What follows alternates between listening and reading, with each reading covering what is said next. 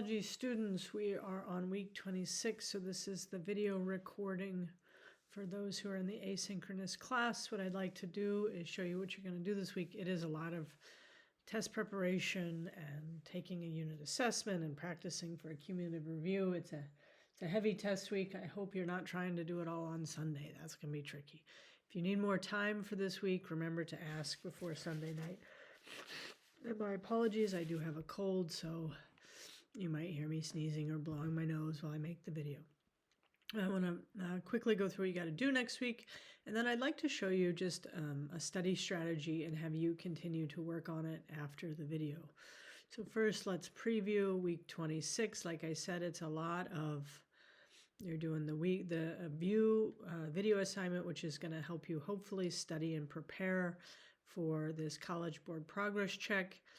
Remember, after you take this, you can either use the College Board's videos to review, or you can go back up. Remember, there's all of this extra stuff. Unit 4 is a lot of content, right? So you can always go back through and use the extra questions.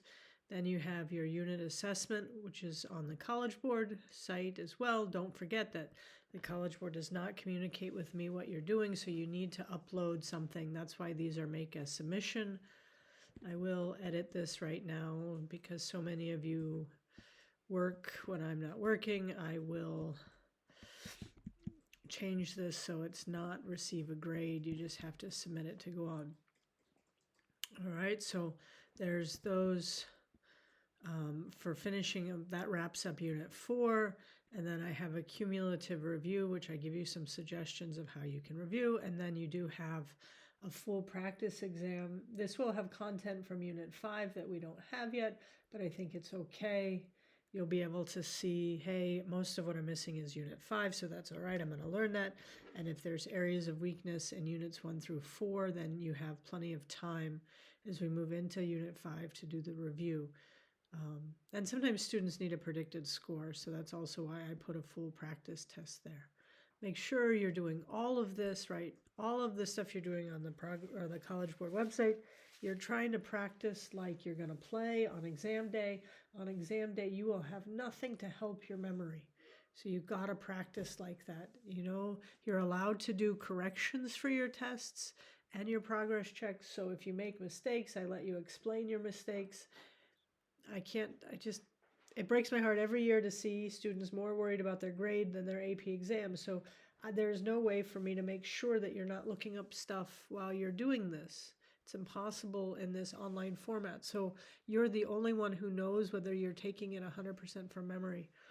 And when you do practice that, those are students who, yes, they may get a B+ or an A- in the class, but they end up with a 4 or 5 on the exam versus me seeing A+ on everything, you know, getting everything right because they're looking stuff up, and then they go to take the AP exam and they have a 1, 2, maybe a 3. I see it every year. All I can do is warn you against it. All right, so that's what you're working on.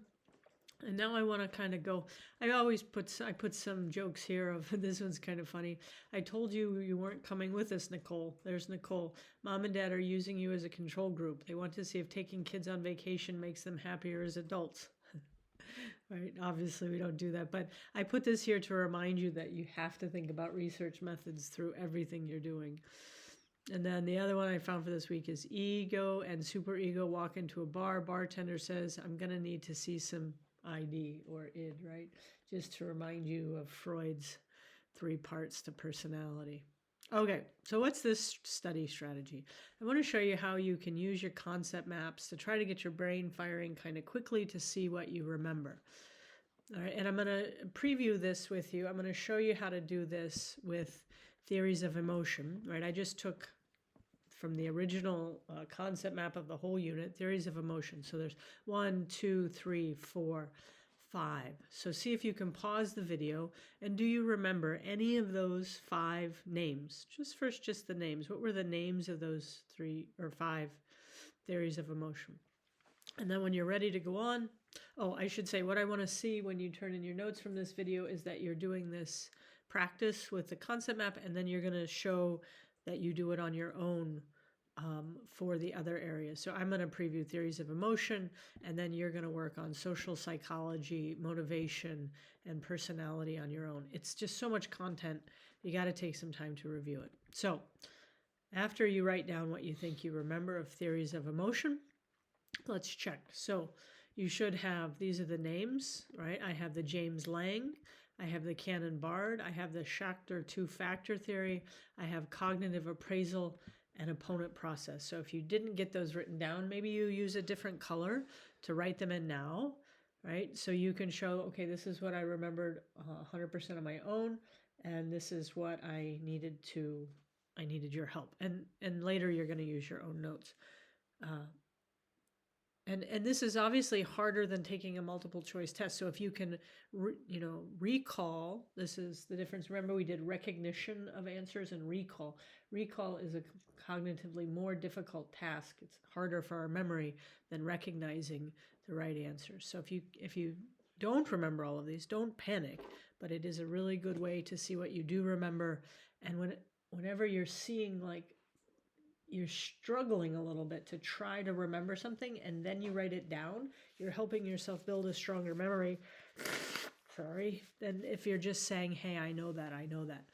All right, so now pause the video again and see, can you write down what these theories mean?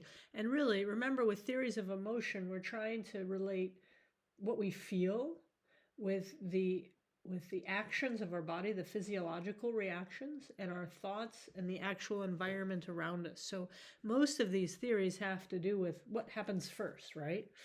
So see what you remember, and then we're going to go through these together. So when you're ready, just restart the video and let's see what you got.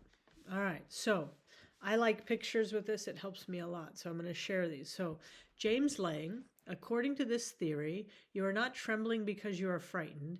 Instead, you feel frightened because you're trembling, right? So we're going to bring this up big, right? So in James Lange, it says we have some sort of stimulus.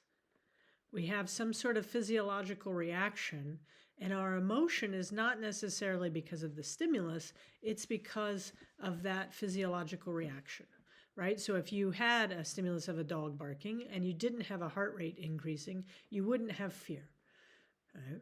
Now, this is always contrasted with Cannon-Bard.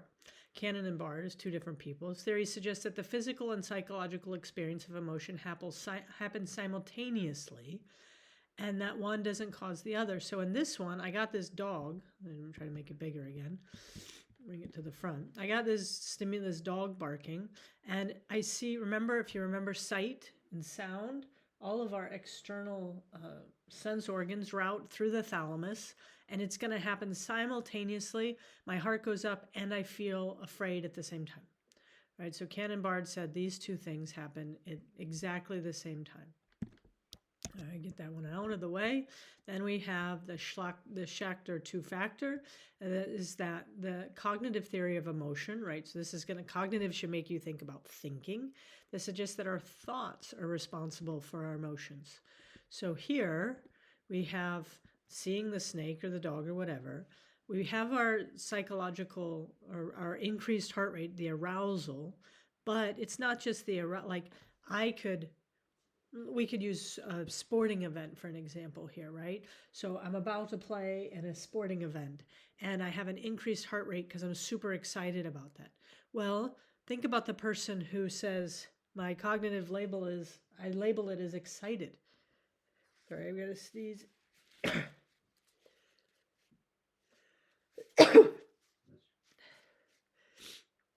Right? So it depends on how, and other people might say that increased heart rate is labeled as fear. And so they express it as fear, right? So our emotion is not just on the stimuli and is not just on the physiological arousal. It depends a lot about how we label it. And then we get to the emotion. All right, now the next one, the cognitive, I'm going to bring this image over, make it bigger. All right, so now we're on this cognitive appraisal. And it's very close if we look at this. The cognitive appraisal theory asserts that your brain first appraises a situation and the resulting response is the emotion. If you notice what's missing here is the cognitive appraisal, it doesn't say that physiological reaction necessarily matters at all, right? So it's saying you're just assessing, you're just thinking about, you're assessing the danger from the event itself. And then you're going to have an emotion and a response all at once. So notice that that physiological reaction is all, it's all secondary to the cognitive appraisal. Whereas the Schachter two factors said, well, I have the event and then I have a physiological reaction and then I think about it.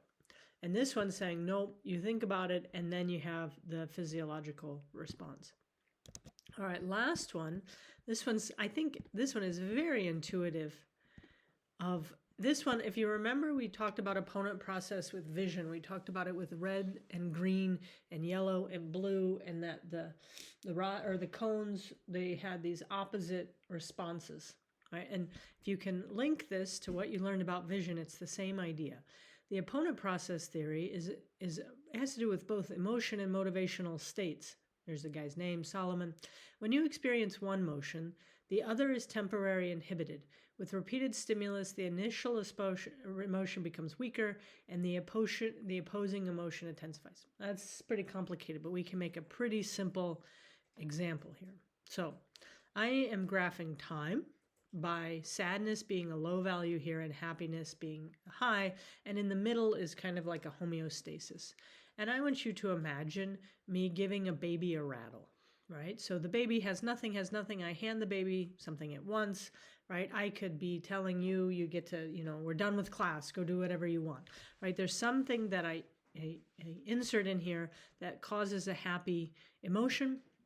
And then I take the rattle away from the baby and I get an opposite, more intense emotion before I return to baseline, right? Now, what this theory also says, and I don't have it graphed, but it says that if I kept doing this, if I kept, introducing the rattle, the baby gets happy, and then the baby would get less happy if I kept doing this. Having the rattle would cause the baby to be less happy because the baby pretty much knows I'm going to keep taking it away. But then the sadness or the anger even of having it taken away is going to intensify. And we can feel this in lots of ways. We have frustration, right? That if something continues to positive happens, followed very quickly by the frustration gets worse and the happiness gets less because we can predict what's happening. All right, and you can kind of see that these are all theories of emotion, and maybe some fit better with some circumstances and emotions than others. That there is data for all of these. It kind of just depends on the situation. All right, so now you filled in what you remembered on your own. Maybe in a different color, you filled in what you learned from me reviewing these. If you have questions, please write them in the weekly video. I'm happy to answer questions. So what I'm going to have you do is I'm going to just show you the other concept maps, and you're going to work on this on your own. The first time, you're going to try to write down whatever you remember without any notes or concept maps out. Just right? When you see, here's social psychology, I actually have almost all the terms on here, not all of them, but a lot of them, right? You can take a screenshot, you can just start to write, you can write on a piece of paper, however you like to write. What can I fill in here on my own, right? Then get a different color out, get your concept maps out, and maybe you use another color to fill in what you needed that help to remember. And if you can't find it on your concept maps, maybe use one more color and you can go online. I mean, it's easy to look up the terms, right? To help you remember what you need to remember for those terms. And I would say maybe what you don't remember is a good, do I want to start making flashcards on what I don't remember? We're at that point where it might be a good idea.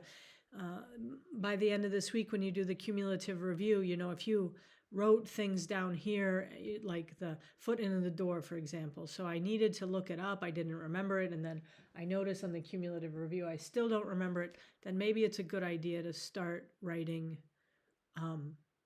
taking some flashcards, right? I don't recommend making flashcards for things you easily remember. That doesn't make sense. All right, so you're going to do this once for social psychology. So when you turn this in, I should see that you're trying to see what you remember. I see two different colors, what you remembered the first time and what you needed to look up. Then we also looked at motivation, right? So what can you remember about motivation? And finally, you're doing the same thing for personality, right? What can I remember about this content, the people, what they did? If I need to look it up, then I'm writing in a different color. All right, so that's what we have for this week. If you have questions or you want to go over anything, please let me know. I'm here to help you.